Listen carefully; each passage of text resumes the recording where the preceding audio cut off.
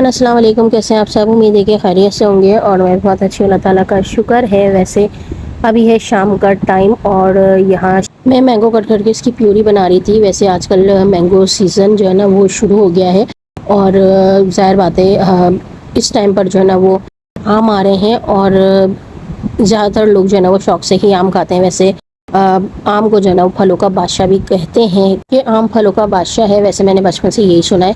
खैर हमें भी बहुत पसंद है और शुरू में जो आम आता है मुझे इतना पसंद नहीं होता। हम जो बीच में आम आ रहा होता है ना, बड़े बड़े आम, वो मुझे ज़्यादा पसंद है। और अभी ये जो आम मैं कट कर रही हूँ ये थोड़े खट्टे मीठे हैं, बहुत ज़्यादा मीठा नहीं है।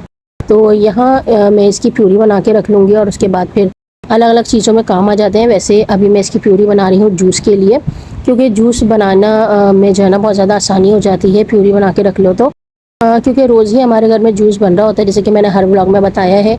कभी फालसे का या जैसे सीज़न में फ्रूट आते हैं रहते हैं तो उसी हिसाब से जो है ना वो रोज़ का जूस बनता है हमारे यहाँ। और अभी यहाँ जो है ना इस तरह से प्यूरी बना के रखने से ये आसानी हो जाती है कि मेहमान भी अगर अचानक से आ जाएँ या हमारा खुद का अचानक से मूड हो जाता है जूस पीने का, क्योंकि गर्मी आजकल बहुत ज़्यादा हो रही है। तो ये होता है कि प्यूरी बनी होती है, फ्रीज़र में रखी होती है और आराम से बन निकालो और इससे बना लेते, ज़्यादा मुश्किल नहीं होती। तो इस वजह से फिर यहाँ पर मैं जो है ना आम कट करके प्यूरी बना के बोतल में भर के रख लेती तो आसानी हो जाती है। तो आप लोग भी चाहें तो इस तरह से करके मैंगो प्यूरी बना के रख सकते हैं। और जब आम एंड पे होता है, बिल्कुल ख़त्म पे, तो जब जो है ना मैं आम जो है ना वो इसी तरह से प्यूरी बना के रख लेती हूँ। तो 2 महीने तक जो है ना वो आराम से प्यूरी चल जाती है और जूस बना के उसका पीते रहते हैं और अलग अलग जो है ना वो चीज़ें बनने में आ जाती हैं। लेकिन प्यूरी बना के, मैंगो प्यूरी बना के इसे फ्रीज़र में रखना है, फ्रिज में बिल्कुल भी नहीं रखना। फ्रीज़र में जब ये जम जाएगा, बर्फ़ जम जाती है, तो ये फिर जो है ना ख़राब नहीं होता। तो इसलिए प्यूरी बना के लाजमी से फ्रीज़र में ही रखना है, जब ये सही रहेगा। और उसके बाद जब जूस बनाना हो कोई चीज़ तो निकाल के रख लो, जब ये थोड़ा रूम टेम्परेचर पे आ जाए तो उसके अलावा बाद जो है ना इसे इस्तेमाल करें किसी भी चीज़ में, जूस वगैरह बनाने में। एयरटाइट बॉक्सेस में, एयरटाइट जार में या जो ज़िपर बैग आता है उसमें भर के इसे रख सकते हैं। तो यहाँ मैं इसे सारे आम जो है ना कट कर लूँगी। इस तरह से बड़े बड़े पीसेस भी कर ले, कोई मसला नहीं है, क्योंकि हमें इसे ब्लेंडर ही करना है। और यहाँ तो खैर मैं इसमें चीनी डाल के रखूँगी, जूस के लिए मुझे बनाना है। वैसे अभी मैंगो आम, उसके अलावा मैंगो कस्टर्ड या मैंगो आइसक्रीम, वैसे मेरा भी मूड है कि मैं मैंगो कुल्फ़ी भी बनाऊँ या मैंगो आइसक्रीम बनाऊँ। तो अभी तो गर्मी ज़्यादा है तो इस वजह से ना बस काम करना थोड़ा मुश्किल हो रहा है, तो एक्स्ट्रा काम जो है ना वो नहीं करा जा रहा। तो ये है कि थोड़ा मौसम सही होगा तो फिर मैं मैंगो आइसक्रीम बना के रखूँगी। और उसके बाद फिर मैं आपको भी दिखाऊँगी कि जिस तरह से मैंगो यानी कुल्फ़ा फिल करके जो मैंगो आइसक्रीम बनती है, पिछले साल भी मैंने बनाई थी और इस बार भी जो है ना वो मैं बनाऊँगी। तो थोड़ा मौसम सही हो जाएगा ना फिर मैं बनाऊँगी। यहाँ मैंने आम में जो है ना वो चीनी ज़्यादा डाली है। सारे जो आम थे आधे वो मैंने डाल दी है ब्लेंडर जग में, उसमें चीनी मैंने ज़्यादा रखी है। उसके अलावा थोड़ा सा पानी, यहाँ मुझसे पानी थोड़ा ज़्यादा हो गया था। उसके बाद जब मैंने इसे ब्लेंडर किया तो ये थोड़ा थिन हो गया था। हमें थिक प्यूरी बनानी है तो पानी अगली बार में जब मैं ये वाले आम बचे हुए पीसूँगी तो मैं इसमें जो है ना पानी कम रखूँगी तो बैलेंस हो जाएगा फिर। तो यहाँ इस तरह से चीनी और पानी डाल के ब्लेंडर कर लेंगे अच्छी तरह से और उसके बाद मैं इसे एक बाउल में निकाल लूँगी और फिर इसे बोतल में डालूँगी। तो यहाँ थोड़ी थिन हो गई थी, बाकी आम में मैं कम पानी रखूँगी तो ये थोड़ी थिक प्यूरी बन जाएगी। इसी में मिक्स कर दूँगी सारा। और अगर आपको जूस के लिए नहीं बनाना, वैसी प्यूरी बना के रखनी है तो फिर इसमें चीनी ऐड नहीं करें। ये मैं जूस के लिए बना रही हूँ, इस वजह से मैंने इसमें चीनी ऐड की है, क्योंकि हमें जो है ना वो आसानी हो जाएगी जूस बनाने में। फिर मुझे जो है ना चीनी ऐड करनी नहीं पड़ती जब मैं जूस बनाती हूँ। तो इस वजह से वरना ये होता है कि ठंडी प्यूरी होती है, पानी ठंडा होता है, दूध ठंडा होता है, तो चीनी मेल्ट होने में ना परेशानी होती है। जूस में बहुत ज़्यादा जल्दी जो है ना वो चीनी मेल्ट नहीं होती ठंडे में। तो इस वजह से मैं चीनी इसमें थोड़ी ज़्यादा ऐड करके फिर इसे ब्लेंडर किया है, क्योंकि बस हमें फिर एंड में जब जूस बनाओ किसी भी टाइम तो हमें चीनी डालने की ज़रूरत पड़ती है। तो यहाँ पे प्यूरी तैयार हो गई है, आगे मैं जूस बना के दिखाऊँगी, इतना ही थिक रखना है। तो अब यहाँ मैं इसे जग में डालूँगी और उसके बाद फिर बोतल में भर दूँगी। वैसे जो है ना डायरेक्ट हम ज़ाहिर बात है बाउल से बोतल में पोर नहीं कर सकते, तो इस वजह से पहले मैंने इसे जग में कर लिया और उसके बाद फिर बोतल में करके फ्रीज़र में रख देंगे। तो इस तरह से जो है ना ये तैयार हो जाएगा।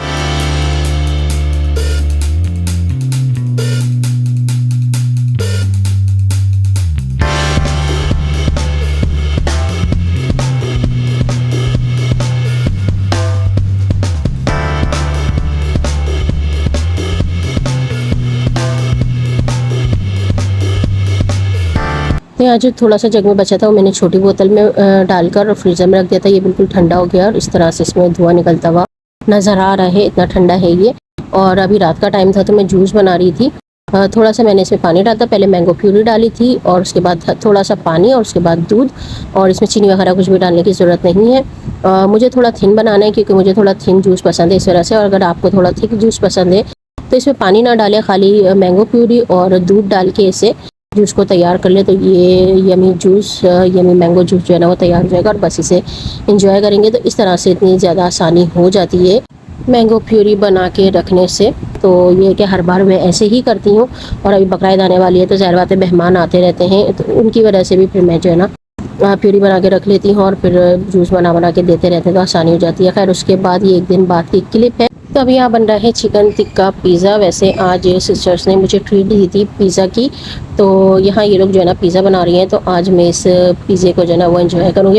वैसे काफ़ी टाइम से पिज़्ज़ा नहीं बनाता और काफ़ी दिल कर रहा था पिज़्ज़ा खाने का। वैसे बाज़ार का पिज़्ज़ा जो है ना वो इतना ज़्यादा हमें पसंद नहीं आता क्योंकि ये उसमें टॉपिंग वगैरह जो है ना वो कम होती है, कभी चीज़ कम होती है, इस वजह से।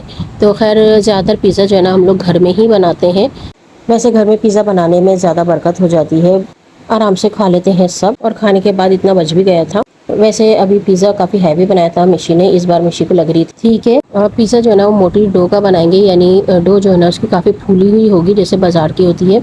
वरना ये होता है कि पिज़्ज़ा डो जो है ना वो थोड़ी थिन भी अब बन रही है, थिन भी होती है, लेकिन यहाँ काफ़ी मोटी डो बन गई थी। आटा जो है ना अच्छा खासा राइस हो गया था क्योंकि गर्मी बहुत ज़्यादा है, तो आटा अच्छा खासा खमीर हो गया था। और वैसे भी पिज़्ज़ा में सबसे ज़्यादा यही है, जब तक आटा अच्छी तरह से राइस ना हो, जब तक अच्छा स्पंज अच्छी डो नहीं बनती। खैर यहाँ पर यमी पिज़्ज़ा तैयार है और आज मुझे ट्रीट मिली थी तो मज़े से पिज़्ज़ा खाया, एंजॉय किया और मज़ा आ गया था पिज़्ज़ा खा के।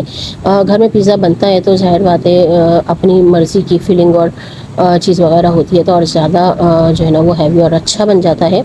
तो यहाँ इसे देख के लग ही रहा होगा कि कितना ज़्यादा मशीन ने जो है ना इस तरह से बना दिया था इसे। खैर ये पिज़्ज़ा बहुत मज़े का बना था और हम सब ने यानी तीनों ने मिल के इसे इंजॉय किया।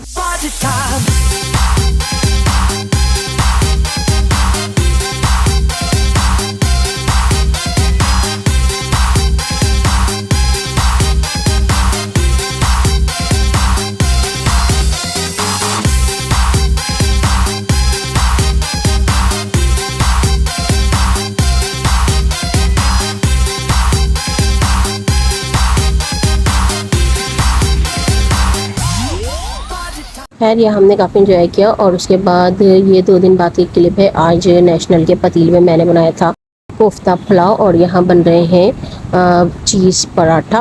और कज़न्स जो है ना आए थे, मुमानी आई थी, अचानक से उन्होंने बताया था कि हम आ रहे हैं, तो फिर जल्दी में जो है ना बस यही बन सकता था तो मैंने यही बना लिया कोफ्ता पुलाव। और उसके अलावा पराठे बना लिए थे, यानी चिकन चीज़ पराठा बना लिया था क्योंकि फ्रोज़न पराठे रखे हुए होते हैं तो ये कि आसानी हो जाती है चीज़ पराठा बनाने में। और यहाँ पे कोफ्ता पुलाव और ये पतीला जो है ना मैंने लालू खेती मार्केट से लिया था, वीडियो में दिखाया भी था, तो मैंने कहा था कि मैं बताऊंगी कि पतीली जो है ना वो कैसी है इस्तेमाल करने के बाद। तो खैर यहाँ जो है ना मैंने बस एक ही दिन पुलाव बनाया था इसमें, और उसके बाद जब मैंने इसे धोया तो सारी पतीली जो है ना वो ख़राब हो गई थी। यानी जो शॉपकीपर ने कहा था कि इसके ऊपर पानी के निशान पड़ जाते हैं तो वो वाकई में उन्होंने सही कहा था। बस हमने अपनी मर्ज़ी से ये पतीली ली थी ताकि हम खुद यूज़ करके देखें कि इसकी क्वालिटी कैसी है।